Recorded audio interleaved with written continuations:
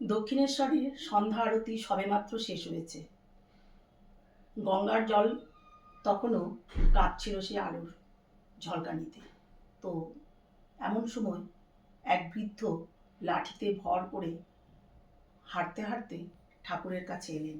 এসে ঠাকুরকে বললেন, ঠাকুর, আমার অনেক দেরি হয়ে গেছে। সারা জীবন আমি ব্যবসা, সংসার, আমার সমস্ত কিছু নিয়ে আমি এতটাই ব্যস্ত ছিলাম যে কাছে থাকা সত্ত্বেও এই ভবতারিণীর মন্দিরে আমি আসতে পারিনি। কিন্তু আজ আমার পরিবার, আমার ব্যবসা সব ছেড়ে চলে গেছে। তাই আমি বুঝতে পারলাম যে এখানে আসা ছাড়া আমার আর কোনো উপায় নেই।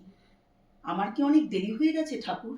তিনি ঠাকুরকে একই কথা বারবার শুধোতে লাগলেন।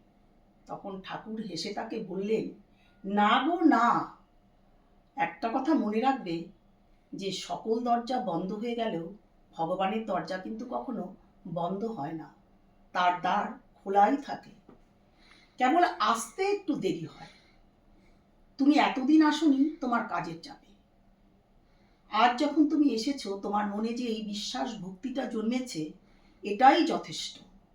তখন ঠাকুর তাকে একটা গল্প বললেন, যে একটা গল্প বলি শোনো।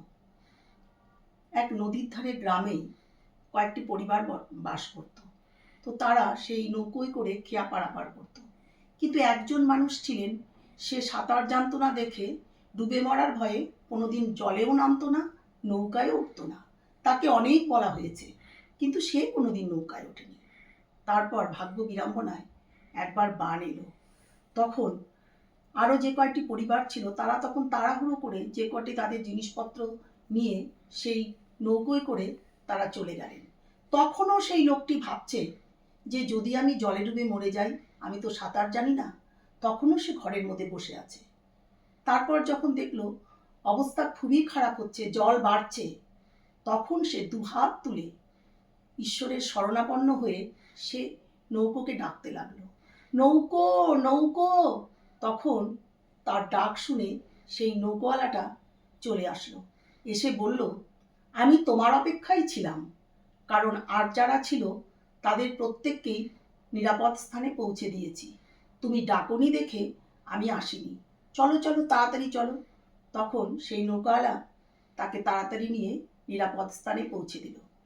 তো ঠাকুরের এই কথাটা থেকে আমরা এটাই বুঝতে পারি যে আমরা হয়তো দেরিতে যেতে পারি, কিন্তু আমাদের যদি বিশ্বাস বা ভক্তি থাকে তাহলে সাড়া আমরা ঠিকই পাব। তো আমাদের এই ঠাকুর যে তার কথামৃত, তার যে সেই অমৃতের কথাতে যে সুধা ঝরে, যে রস ঝরে, তার সেই কথাগুলি যদি আমরা প্রতিদিন চলার পথে মেনে চলতে পারি, যে কথাগুলি বেদ, বেদান্ত, উপনিষদকেও হার মানায়। তাই আমাদের উচিত সেই ঠাকুরের কথাগুলি মনোযোগ দিয়ে শুনে এবং সেইভাবে আমাদের চলা। জয় ঠাকুর।